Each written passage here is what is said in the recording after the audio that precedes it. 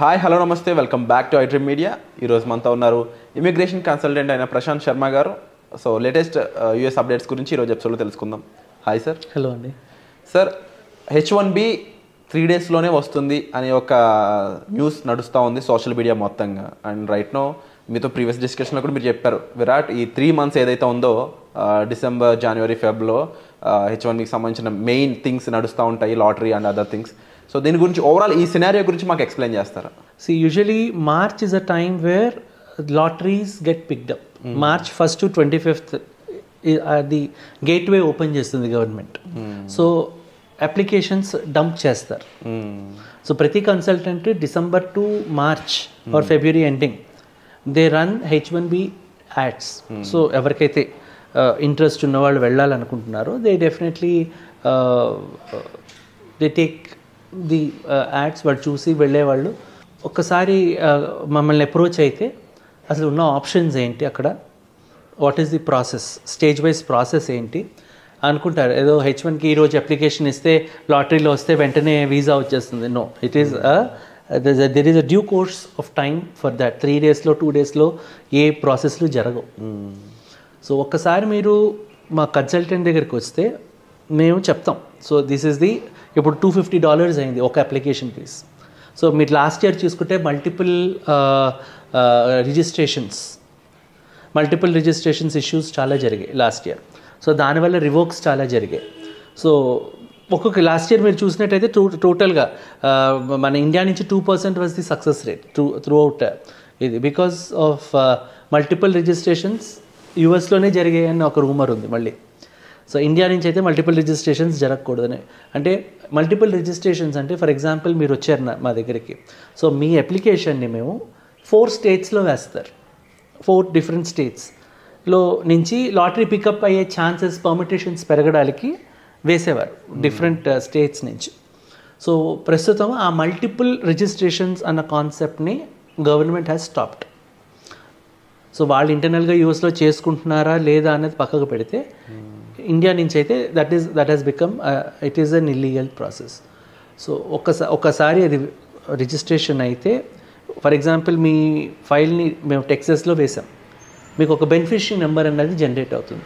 And your lottery will be picked up on the basis of your beneficiary number. అది ఎప్పుడు తెలుస్తుంది? March 30వ తారీఖు usually the lottery pickup time అనమాట. అది తెలిసినప్పుడు మాకు అటార్నీస్ అక్కడ క్లాసిఫై చేసుకొని దే లెటర్స్ నో దట్ ఇదిగో ఈ క్యాండిడేట్స్వి ఈ బెనిఫిషరీ నెంబర్స్ తోటి పికప్ అయ్యాయి.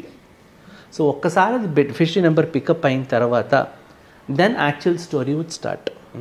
సో అప్పుడు స్పాన్సర్షిప్ లెటర్ అన్నది ఒక ఎంప్లాయర్ ఎవరి ద్వారా అయితే మనం ఈ బెనిఫిషరీ వేసామో హీ హ్యాస్ టు గివ్ ఒక LCA అన్నది ఫైల్ చేయాలి. ఒక డెడ్ లైన్ ఉంటుంది.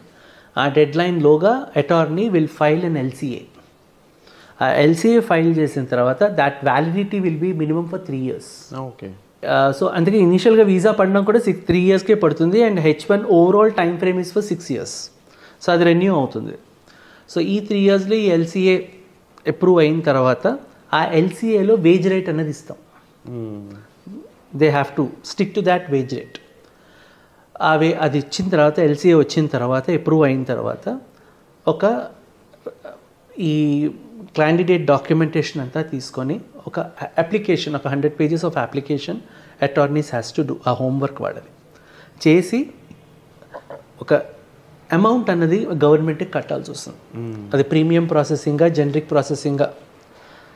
దానికి కూడా ఇప్పుడు రేట్స్ పెరిగాయి మళ్ళీ. $1,500 $2,800 $2,850 for premium processing what ever. Premium processing అంటే 3 daysలోనో 2 daysలోనో ఇమీడియట్ ఇన్స్టెంట్ డెసిషన్స్కి వస్తాయి. సో అగైన్ దాని మీద RFIs పడే ఛాన్సెస్ ఎక్కువ ఉంటాయి. So almost all the consultants go on a regular generic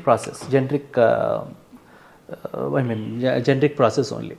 so వెళ్ళిన తర్వాత దాని మీద RFIs రేజ్ అవుతాయి. ద కేస్ ఇప్పుడు USIC వెబ్సైట్లో they can view the case order ID which will be share to the candidate. So అక్కడ ఈ receipt numbers వాళ్ళకి అంటే ఫెడెక్స్ చేస్తారనమాట ఈ అప్లికేషన్స్ అంతా. అప్లికేషన్ ఫెడెక్స్ చేశాక ఫెడెక్స్ నెంబర్స్ ఇవ్వడం జరుగుతుంది క్యాండిడేట్స్కి. And then the next process receipt number ఇస్తాం. అంటే మీ పేమెంట్ మీరు కట్టిన ఈ అమౌంట్ గవర్నమెంట్కి వెళ్ళింది, ఓకే, అమౌంట్ రిసిప్ట్ నెంబర్స్ ఇవ్వడం జరుగుతుంది. It's all stage wise process. So receipt number వచ్చిన తర్వాత ఆ రిసిప్ట్ నెంబర్ వీళ్ళకి ఇచ్చిన తర్వాత కేస్ ఆర్డర్ ఐడి అనేది జనరేట్ అవుతుంది. సో ఆ కేస్ ఆర్డర్ ఐడి అన్నది యూఎస్సీ గవర్నమెంట్ వెబ్సైట్లో మనము లాగిన్ అయి చూస్తే, and USCIS website it is not a completely government funded organization. It has been funded by H1s only. Government is funding through H1 payments only.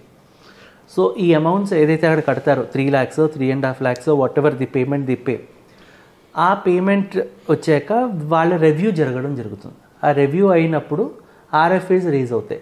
ఆ ఆర్ఎఫ్ఏస్కి per RFA ఇంత amount అనేది attorney charge చేస్తారు. ఆ తర్వాత case అప్రూవల్కి పోతుంది. Case అప్రూవల్కి వెళ్ళిన తర్వాత employer has to give the set of documentation. అది బేస్ చేసుకొని వీళ్ళు DS-160 ఫిల్ చేసి, యుఎస్ ట్రావెల్ డాక్ ఫిల్ చేసి, వీసా ఫీజులు కట్టుకొని ఎంబసీకి వెళ్ళి ఇంటర్వ్యూ ఇచ్చుకొని దెన్ ఎస్ ఆర్ నో అన్నది తెలుస్తుంది. ఇంత ప్రాసెస్ ఉంటుంది. ఇదంతా ఒక 3 daysలో జరిగిపోయే వ్యవహారం అయితే కాదు. దీనికి 3 నెలలు పట్టచ్చు, 6 నెలలు పట్టచ్చు, సంవత్సరం పట్టచ్చు. ఈ ఓవరాల్ ప్రొసీజర్లో మీ హెల్ప్ ఎక్కడ నీడ్ ఉంటుంది అండ్ మిమ్మల్ని కాంటాక్ట్ చేయడం ద్వారా ప్రొసీజర్ ఎంత ఈజీ అవుతుంది? ఎంత ఈజీ అవుతుంది అంటే మేము చేసేది మేము నిమిత్త మాత్రమే. We can't do any magic. But మేము definitely when they approaches we give the whole explanation to them, giving them a better classifications on a chart. How to go through on a stage wise. So ఈ stage wise వెళ్ళగానే first ఇనీషియల్గా ఒక beneficiary నెంబర్కి help చేస్తాం. అక్కడే ఆర్ఆర్ తెలిసిపోతుంది. వాళ్ళు లాటరీ పికప్ అయితే then they'll continue in this journey. లేదు అక్కడికి ఆ ఇయర్కి వదిలేయడమే. ఓకే. సో ఎవరైతే బెనిఫిషరీస్ పికప్ అయ్యాయో వాళ్ళకి చెక్ లిస్ట్ ఆఫ్ డాక్యుమెంట్స్ మేము ఇవ్వడం జరుగుతుంది. Check list of documents, employer payment ఎంత, మీరు ఇంత గవర్నమెంట్కి పే చేసుకోవాలి అని. సో గవర్నమెంట్ పే చేసుకున్నాక రిసిప్ట్ నెంబర్స్ ఇవ్వడం, ఫెడెక్స్ నెంబర్స్ ఇవ్వడం, ప్రతిదీ we give them on stage wise ఇచ్చుకుంటూ వెళ్తాము. అన్నీ అయ్యాక స్పాన్సర్షిప్ లెటర్స్ వచ్చిన తర్వాత if they want we'll help them with DS-160 and US travel doc. Visa slots book చేస్తాము, వీసాకి వాళ్ళు వెళ్తారు.